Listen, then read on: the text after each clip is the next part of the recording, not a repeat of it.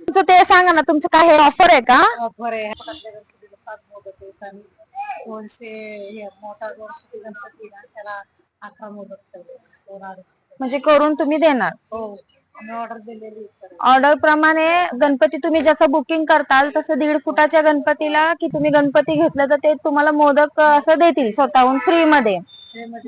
हा, तर तुम्हाला मोदक पण छान वाटतील आणि गणपती पण चांगले वाटतील, त्यामुळं तुम्ही आपल्या ह्या श्री या दुकानाला व्हिजिट करा.